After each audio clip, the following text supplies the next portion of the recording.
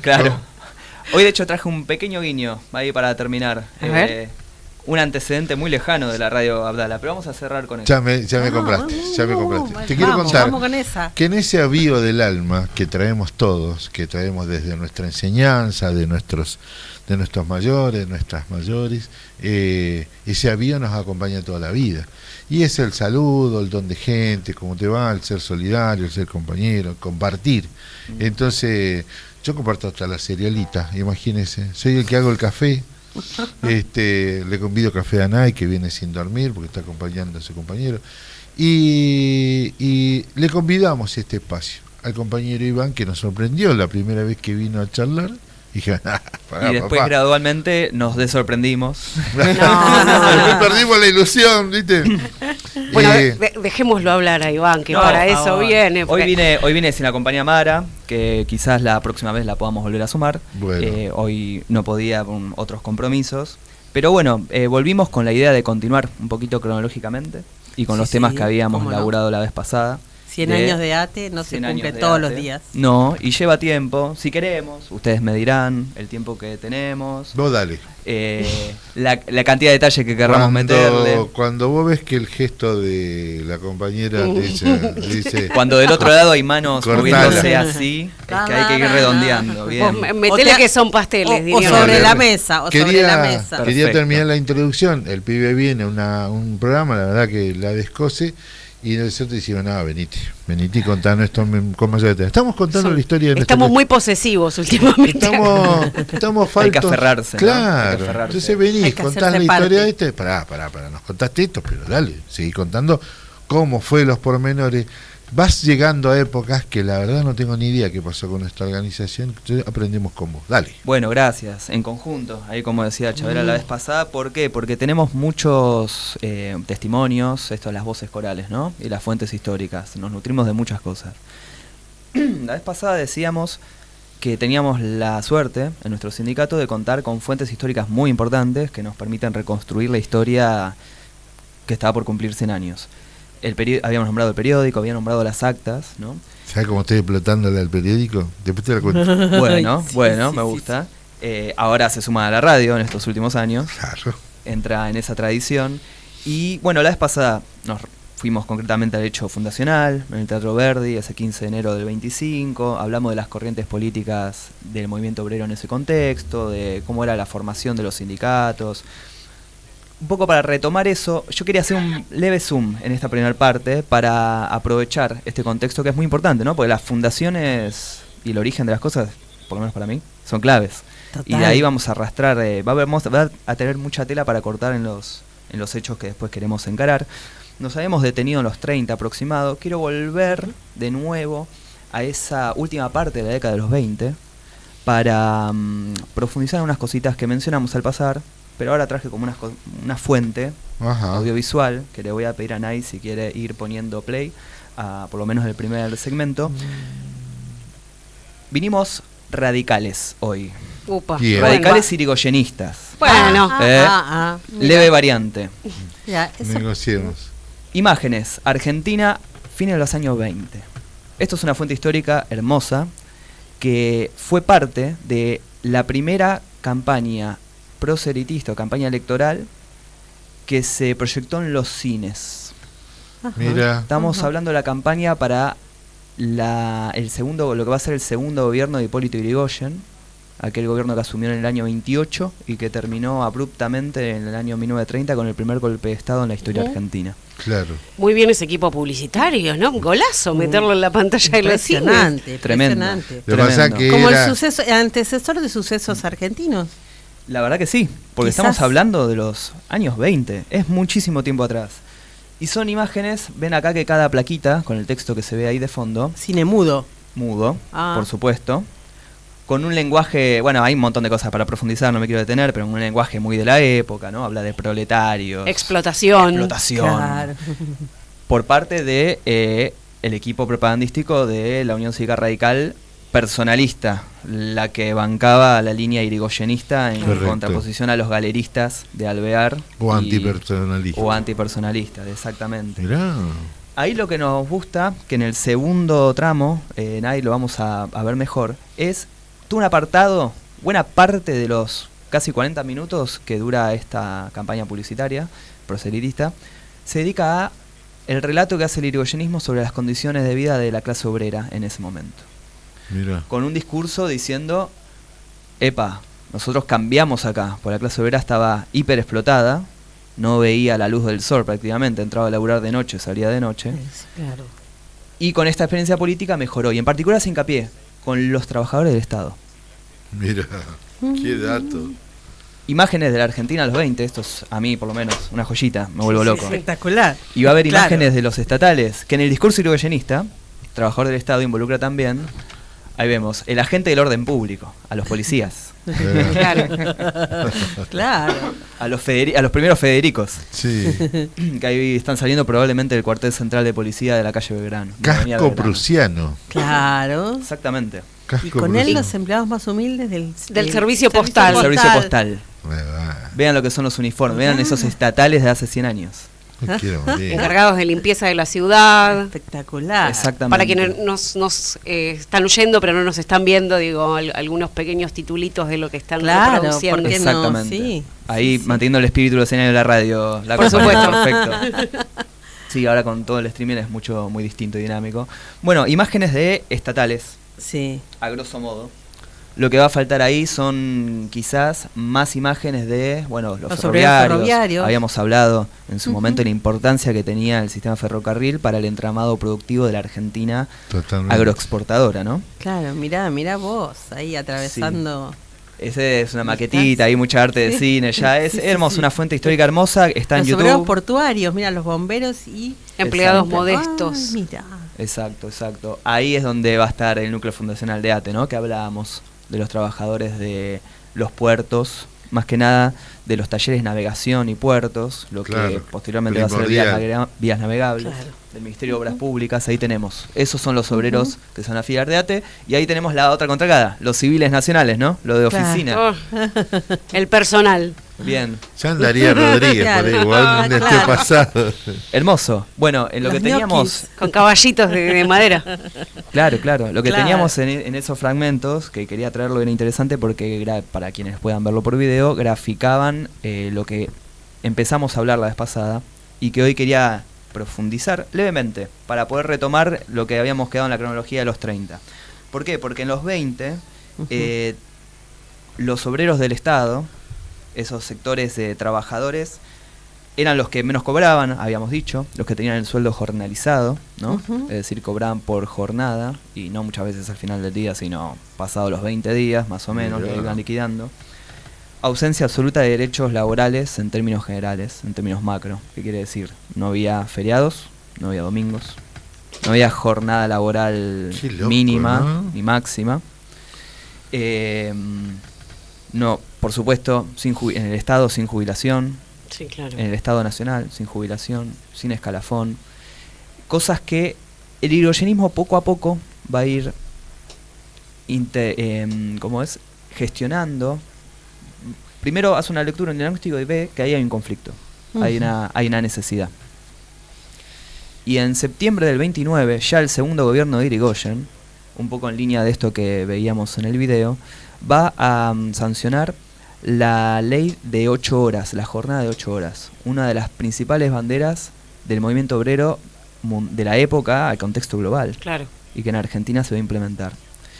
Los trabajadores del Estado inmediatamente, o los quienes estaban organizados en ATE, las primeras demandas de ATE, que se ven en los periódicos, que se ven en las actas de las asambleas, van a ser por ratificar la jornada de 8 horas para el sector público, Tal cual. cosa que Claro. en la ley no estaba reglamentado a priori. Ujú. Ah, Entonces ahí tenemos que esos obreros del Estado, que estaban en esas condiciones que mencionamos anteriormente, que eran concretamente los herreros, carpinteros, mecánicos, torneros, peones de patio y fundición, también obreros electricistas, albañiles, pintores, marineros y foguistas de las dragas. Todo ese todos esos oficios que estaba dentro de la Dirección de Navegación y Puertos va a ser el componente originario de ATE, y que cuya primera demanda va a ser la implementación de las 8 horas y un salario mínimo para los trabajadores nacionales.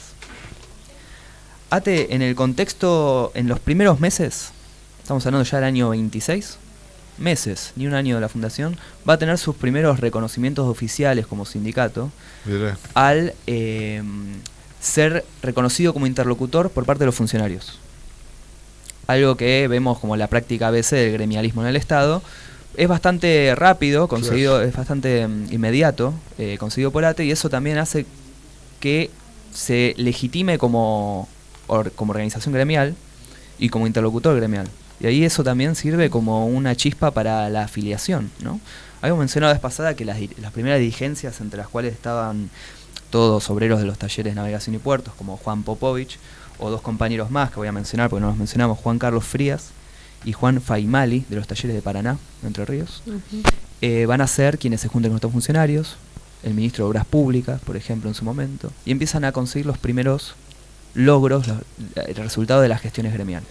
Claro. Que se reconozcan días por enfermedad, ¿no? Por ejemplo. Que se regularice el pago de las jornadas camino hacia una mensualización, como tenían los empleados civiles. Empiezan a haber avances. ¿Tenían Esto algún ya- sistema? Perdón. Esto ya sería mediados de la década del 30, más o menos. Todavía estamos en los 20, todavía gobiernos radicales, Claro. en donde es inmediato el reconocimiento de ATE como interlocutor, lo cual fortalece la organización, y la organización esto la aprovecha, por supuesto, para capitalizar internamente.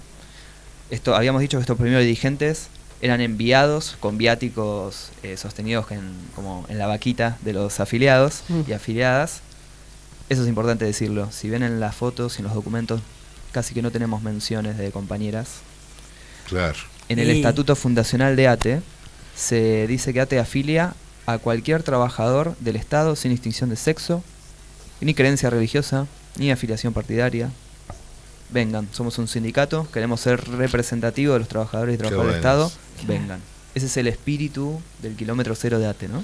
¿Tenían algún indicio, no para ahora, sobre la situación de la salud, cómo atendía la salud el trabajadora, o dependía de la salud pública? Dependía de la salud pública cuando podía acceder a ella.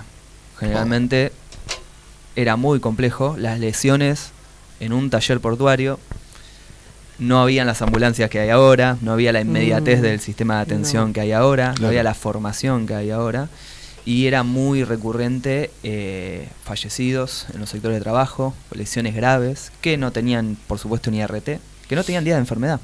Claro. Si no podía ir a trabajar por una lesión, ¿No cobraban? no cobraban.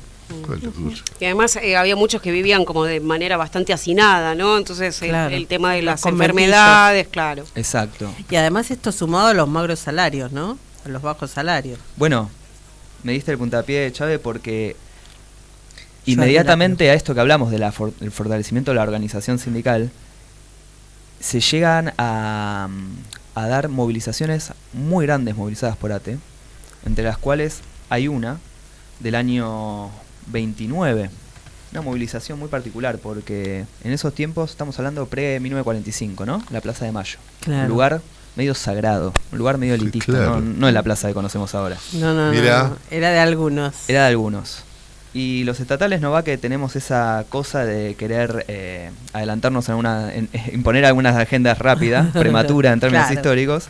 Y en agosto del 29 se hace una concentración en la Plaza de Mayo, convocada por ATE, pide una audiencia con el presidente Hipólito Yrigoyen por la situación salarial de los estatales. 29. Agosto de 1929. Al pecho. Una movilización bastante masiva. El periódico de los trabajadores del Estado menciona cerca de entre 10.000 a 15.000 presentes. Una barbaridad de estatales. Claro. Una barbaridad, una guasada. A tal punto que los propios dirigentes ven eso y dicen, ¡apa! ¿Qué pasó? ¿Qué pasó acá? Empieza a haber un desafío. En esa reunión, que finalmente tiene una audiencia con Yrigoyen recibe a los dirigentes de ATE, en quizás la primera reunión donde un presidente recibe a la dirigencia, a un sindicato estatal. Yrigoyen, cuentan quienes estuvieron en la reunión por parte de ATE y después se escriben en el periódico del sindicato, que Yrigoyen le comenta a sus colaboradores, ¿cómo puede ser? Si estos estatales cobran 160 pesos por mes, un alquiler está entre 50 pesos aproximadamente, la carne 1.60 al kilo, ¿cómo pueden llegar a fin de mes? Claro. Bueno, se llevan el compromiso los dirigentes de ATE de efectivizar la jornada de 8 horas en el sector público y un salario mínimo de 180 pesos para toda la planta del Estado. Creo que llegará a cubrir las necesidades básicas, ¿no? Básicas, aunque sea. En un mundo laboral en donde no había obra social todavía, no había RT, claro. Quedaba mucho por hacer. Y los sindicatos, con ATE como uno de los ejemplos, eran los impulsores de esa ampliación de derechos, ¿no? De instalar en agenda esto que los gobiernos de turno o las organizaciones políticas de la época, salvo el Partido Socialista, salvo el Partido Comunista posteriormente, iban a poner de relieve en la primera escena, ¿no? Pero bueno, teníamos ahí que contar que la experiencia irigoyenista se corta abruptamente en el año 1930, el septiembre de 1930, claro. Con el primer golpe de Estado, donde las Fuerzas Armadas, capitaneadas principalmente por el Ejército, que era la fuerza más hegemónica en esos sectores, detiene a Irigoyen, lo manda a Martín García, a pesar de ser un señor bastante entrado en edad, y asume la conducción del Estado José Félix Uriburu, general del Ejército. Comienzo de la década infame, ¿no? Exactamente. Claro. Es lo que cronológicamente da pie a este periodo histórico de la década infame, de 1930, y que algunos autores llegan a mencionarlo hasta 1943. Ah, mira. Con otro golpe de Estado. Esta vez, que vamos a llegar a ello en detalle. Con otro tinte. Con otro tinte y con otros personajes, con otros debates. Exactamente. Y que van a involucrar directamente al Estado. Pero bueno, para ir avanzando y sin hacer tanta marea con fechas y todo, porque es hermoso, todo tiene que ver con todo, es lo que hablamos la otra vez. Uno se mete como en un cuento, ¿viste? Y vas andando. Exacto. Por ¿Sabes que me puse a buscar la población económica activa en el 1929? ¿A dónde me fui? Bien. Digo, ese número que diste de movilización es irreal para la cantidad de, es una locura. de población, sí, ¿no? Sí. Porque estamos hablando de que todo 18 millones en todo el país, ¿no? Exacto. Entonces, sacar la mitad, la población 9 millones, y lo que estaba concentrado en capital, es como que se movilizó uno de cada 5, se movilizó ese día. Una locura. Es monstruoso. Por eso se explica que los propios dirigentes manifestaran el miedo, la sorpresa. Claro. Digo miedo porque decís, hay que organizar esto. Claro, ahora. El peludo dijo, no, vení, venga muchachos, vamos a hablar. Acá hay que hablar, acá hay algo que hablar. Exactamente, bueno, eso muestra también un poco la pericia y rapidez de Irigoyen como dirigente político. Sí, lo que hablamos la vez pasada, que ATE a 1930 llega con una masa de afiliación aproximadamente de 15.000. Es decir, que incluso hasta más movilización que afiliados en los meses posteriores. Y eso tiene un porqué. Por esto que hablamos de el labor militante de esas primeras dirigencias de ATE, que iban a lugar de donde había un taller de vías navegables, lugar que se organizaba en ATE, se ponía un referente, se afiliaba, se coordinaba ahí en épocas donde no había WhatsApp, no había teléfono, no había internet. Nada. Con suerte el telégrafo y los correos para más o menos estaba comunicarse. El periódico estatal. Estaba el periódico estatal y estaba la militancia. La militancia, ¿no? Como constructor de redes de contención y de organización. Y yo acá quería ver, que lo tengo perdido en algún lado de mis apuntes, cómo esto que hablamos, cómo crece la organización, ¿no? Si querés, Nay, acá podemos pasar a las imágenes. Por ejemplo, la 3, para arrancar y graficar la organización de ATE en esos años. Vamos a tener a un sindicato que va a crear seccionales, esto que hablamos, llega a un sector estatal, las organiza, crea seccionales, inmediatamente, como vemos en la imagen, donde hay los delegados de los talleres navegables, en febrero de 1929. Qué loco, por Dios. Sí, para quienes nos están escuchando y no nos ven, los invitamos a que después más tarde vayan a ver la grabación en YouTube, porque la verdad que el material que nos trajo Iván es formidable. Sí, esto está sacado, para verlo. Me olvidé el libro en la mochi, pero el que habíamos mostrado la vez pasada de Historia de ATE de Osvaldo Calelo y Daniel Parcero, ahí tiene varias de las fotos que fueron publicadas en el periódico de ATE, y donde podemos ver los rostros de aquellos primeros delegados Digo varones porque la verdad es que ahí hay bastante varón todavía. No había mucho. Bueno, es algo que sigue costando. Es algo que sigue costando. En el servicio, las oficinas que mostrabas en el videíto de la propaganda, de la publicidad, había algunas mujeres, bastantes, Exacto. me llamó la atención. Porque había algo de la división del trabajo que sigue pasando hoy en día, en donde cuando hablamos del obrero del Estado hablamos de tareas muy masculinizadas, sobre todo para la época, pero tareas de fuerza, cosas que sabemos que no son necesariamente tareas masculinas, no, pero que en el momento 100 años atrás era importante. Ya nos vamos a acercar, van a aparecer en las primeras fotos, sí, hay por ejemplo en las 5, en las 6, en las 7, quizás vamos a llegar en el encuentro que viene. Punta Alta, mira. Punta Alta. A ver en las primeras caras de mujeres que van a ser en lugares decisivos. Las primeras mujeres que aparezcan en las fotos de los congresos de ATE van a ser compañeras dirigentes. Mira vos. Pero Mitin, bueno, todavía como un nombre ahí, ¿no? muy de la época. Seguimos viendo ahí estatales en concentraciones que se van a ver cada vez más recurridas. Decía, se fundan seccionales de La Plata. Bueno, veíamos ahí Punta Alta, Santiago del Estero, Salta, Tucumán. Habíamos hablado de Rosario la vez pasada. Resistencia en Chaco, Corrientes Capital, Colón, Esquina, Diamante, estas últimas en Corrientes, Concepción del Uruguay, Mercedes en San Luis, Zárate, La Patagonia, Río Negro, Comodoro Rivadavia. Claro. Comodoro Rivadavia en Chubut, con los primeros pozos de ATE, de YPF, que van a ser organizados, la masa laboral, antes que el sindicato petrolero, que no existía en ese momento, por ATE. Claro. Y de hecho van a ser sectores que van a engrosar mucho la fila de cotizantes. Los de YPF, los de telégrafos y correos. Ganaban muy bien. Claro, y aparte porque me imagino el poder, ¿no? De tracción, de fuerza. Exacto. Estamos hablando de un sector petrolero que no es el de hoy en día. No, claro. No. Era bien heavy. Claro. Bien heavy. Ahí recomiendo una película que no es argentina y está basada en un texto. Ya sé cuál vas a decir. Petróleo Sangriento. Sí. Tremenda película con Daniel Day-Lewis. Sí. Fantástica. Porque estamos hablando de los petroleros de los años 20 ahí, Total, en Estados Unidos. Sí, que llegaban casi como colonos a colonizar los pozos. Exacto. Y hacían los pozos a mano. Claro, no había diferencia entre un buscador de oro y un buscador de petróleo. Claro, exactamente, estaba esa Eso, lógica. Y en Estados Unidos se añade la complejidad que eran pozos que la mayoría estaban reconocidamente bajo propiedad de las comunidades originarias. Sí. Bueno, y se vuelve ahí una ida y vuelta muy interesante. Se vuelve ahí un ida y vuelta muy interesante. Claro, exactamente. Acá en la Patagonia Argentina, si bien la primera explotación se da en el sector de la costa, ahí con Comodoro y todo, eran sectores con la creación de YPF en los gobiernos radicales, ¿no? En un contexto de lectura geopolítica, en donde el petróleo se entiende, como ahora un poco con el litio, un recurso relativamente novedoso en la época y necesario e imperioso que el Estado estratégicamente pueda controlar y suministrar. Total, lo pensé, ¿por qué justo abajo en mi casa no hay una reserva de litio? Te van a ir a bombardear, ¿no? ¿Estás loco? Te van a ir a buscar. Te vas a quedar sin casa, te vas allá sin en el ¿Para medio qué de la tanta nada? construcción? Pero me compro 70 casas, te bastela todo. Vas a necesitar un rigui para explotarlo, ¿no? Eso, más o menos. claro. Que venga un rigui. Pero por ejemplo. Andá a preguntarle a los pueblos originarios de Mendoza. ¿Sabes cómo me vuelvo capitalista en 2 segundos?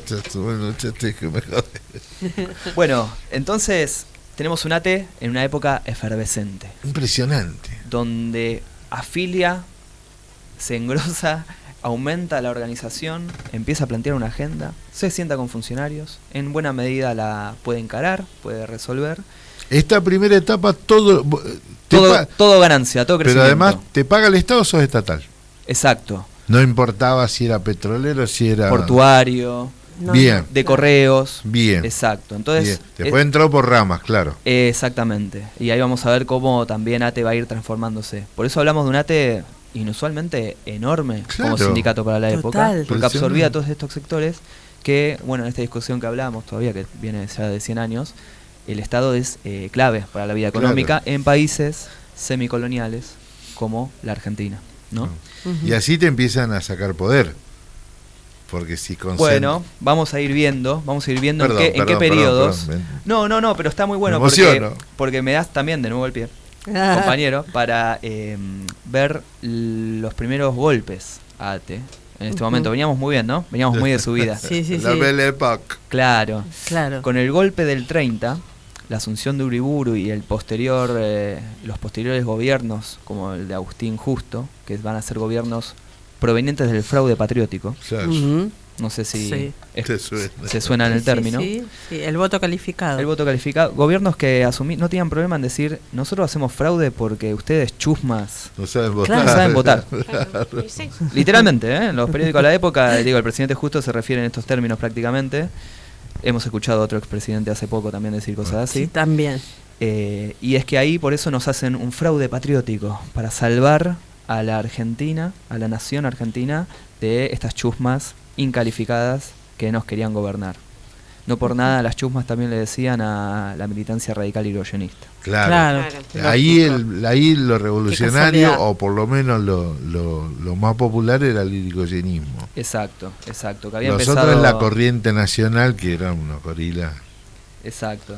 Y ahí tenemos los primeros golpes al Estado, a la estructura del Estado y a los estatales, con los gobiernos de la década infame, en un contexto de crisis mundial. Acá tenemos que ser conscientes también, ¿no? Sí, de la lectura, mirada geopolítica. La mirada geopolítica y el contexto. El crack económico.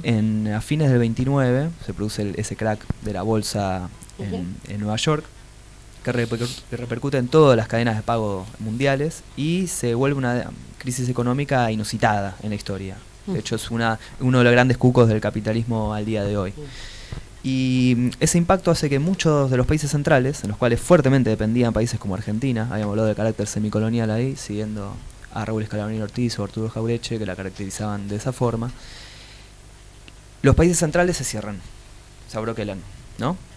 Ya no le compramos a Argentina todas las cosas, vamos a defender los puestos de trabajo de nuestro país, vamos a defender la solidez de nuestra economía. Empiezan a ejecutarse políticas contracíclicas, no sé si les suenan estos términos. Suena. Medio paradójico que países, ¿no? Como el presidente hoy en día tanto añora, esos países de hace 100 años, Estados Unidos, Gran Bretaña hace 100 años, ante el primer cimbronazo económico de los mercados, fueron corriendo a pedirle por favor al Estado que ponga millones y millones en asegurarlos de la quiebra, ¿no?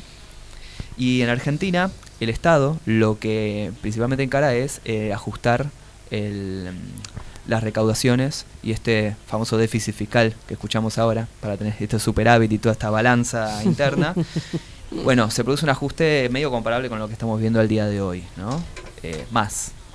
En su momento, en la década infame, 30% del PBI ajustado en las arcas públicas. Y empiezan los primeros despidos masivos. Claro. Empiezan también los primeros achiques y se recrudecen las situaciones laborales. Los estatales vuelven a perder la jornada de 8 horas, que en algunos sectores había empezado a implementar, queda congelado, y no se efectiviza el salario mínimo, sino que se propone un salario por zona geográfica, ¿no? Creando una descompensación en la masa salarial estatal. Claro, se retroceden derechos, básicamente. Se retroceden derechos. Y eso es algo que vamos a ver, que en estos 100 años es medio recurrente, ¿no? Avanzada, retrocesos. Lo que vamos a tener en esa ATE es también una incidencia muy fuerte con este contexto, ¿no? Como conocemos, los despidos y el achique del Estado nos perjudica a los trabajadores del Estado, es redundante, pero está bueno mencionarlo. Y ahí también las dirigencias van a empezar a tener cierto ruido. Y yo ahora quería cerrar no sé, ustedes me dirán cómo venimos de tiempo y todo. Por mí que sigan, no sé. Yo estoy así. Tráeme un sándwich y estoy ojeando. Creo que es la imagen 15 la que tenemos. Upa. Empiezan a ver las primeras disputas internas en ATE. Perdón, entonces es la siguiente. Ahí tenemos un cartel de las 8 horas, justamente, que hablamos de la militancia, ¿no? Bueno, la ley de 8 horas. No se cumple, dice grande abajo. Esto es 34. Exacto. Ese afiche, muy concreto de la militancia estatal, ¿no? Claro. Afichada y volanteada, se iba a todo estadio de fútbol, en ese momento tremendamente popular y masivo. Lo digo yo como hincha de San Lorenzo, orgulloso con el viejo gasómetro. Iban a la salida del viejo gasómetro los dirigentes de ATE y los militantes de ATE a repartir folletos, a empapelar con esos afiches denunciando la situación en la que se estaba. Una campaña muy masiva y muy de pulmón. Digo, se corresponde, ¿no? La cantidad de afiliados y la legitimidad de ATE con la militancia de su dirigencia. Y nunca cambió su logo ATE. Ligeramente, Pero la idea de esa A curvada, esa T central, y el círculo conteniendo. Está desde el origen y algunas modificaciones hubo. Yo ahí lo que quería ir como para cerrando el encuentro de hoy, por lo menos, o para dejar ahí picando, es esta imagen del 5º Congreso del Consejo Directivo Central de ATE en el año 1937, en donde si nos ponemos a ver las pancartas, hacemos zoom ahí en las pancartas o vemos las consignas, hay pica, hay interna. Hay interna. Se picó.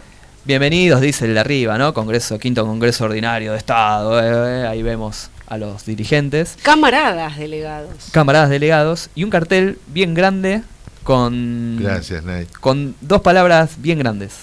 Unidad y cuidémosla. Claro. Entonces estamos en condiciones de aseverar que las internas en ATE no son nada de los últimos años. No, está bien. Las internas en los sindicatos es algo recurrente y que es de larga data. En ese congreso se produce la primera decisión de ATE. Yo les dije, veníamos demasiado bien, veníamos muy en ascenso. Mira. Los golpes de la gestión en el Estado, la situación de despidos, de ajuste salarial, repercutió muy fuerte en las dirigencias. ¿Por qué? Porque simplificando una de las líneas decía, bueno, hay que hacer control de daños en lo mejor posible. Lo que hay que reivindicar es que todavía nos sigan reconociendo como interlocutores con los funcionarios. Entonces, bien. Otro sector del Estado, sin problematizando mucho esto, pero diciendo, está bien, está todo bien, sí, tenemos que ser interlocutores, tenemos que ser el sindicato reconocido, pero nos están haciendo bols. Claro, un poquito más combativos. Claro. Nos están despidiendo gente y vos nos decís que banquemos la parada. Esas internas, resumiendo, ¿no? Van a explotar en ese congreso del año 37 y van a abrirse estas 2 líneas y se van a referenciar en los locales donde estaba ATE.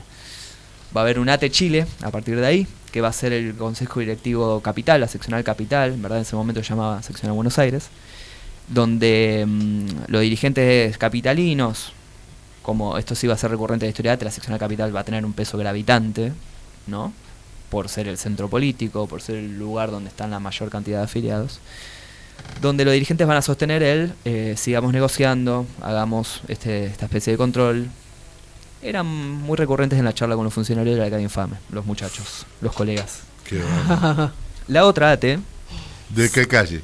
Carlos Calvo. No sé si te suena. Ya desde ese entonces, no tenía ese dato que desde hace tanto. Sí.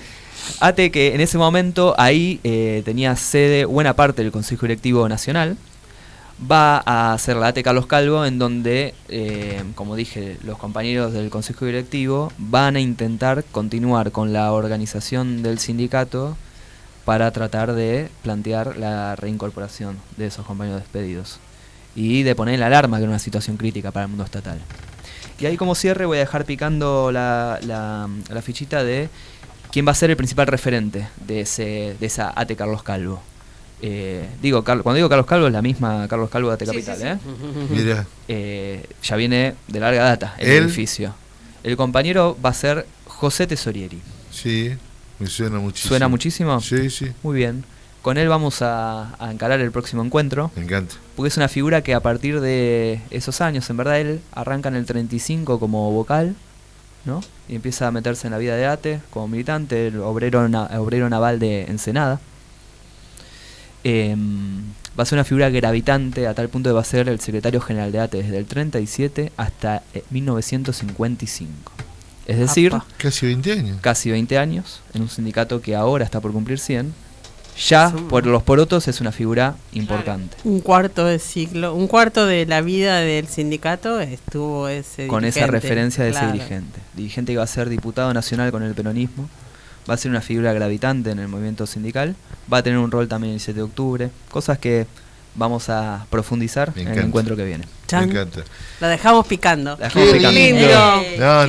de impecable de principio a fin. Ahora viene el relax. Muy bien. Porque toda esta información... Mucha data muy concentrada. Claro, pero... Me quedó una pregunta por hacerte. Sí. ¿Cuánto tiempo demoró la sanción de la ley de 8 horas? No, administrativamente en el Congreso fue rápida. Ajá. Lo que no fue rápido fue la aplicación. La implementación. La implementación, claro. Y a la vez el reclamo, ¿no? Claro. La demanda. Las 8 horas estaban presentes desde fines del siglo XIX. Tuvo que ser sindicalizado sí o sí el reclamo, ¿no? Exacto, canalizado por los sindicatos, y después la aplicación, con el golpe de Estado de por medio, va a ser muy compleja. Claro. Claro. Bueno, Iván, te esperamos la semana que viene. Gracias. Les dejo acá un regalito muy chiquito, si quieren, antes de irme. Sí, por supuesto.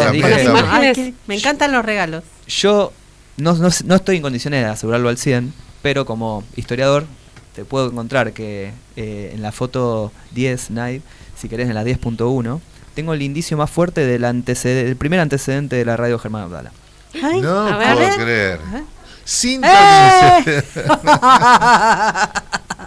Muy bueno. Diariamente de 18:30 a 19 horas, noticioso labor en la hora del trabajo.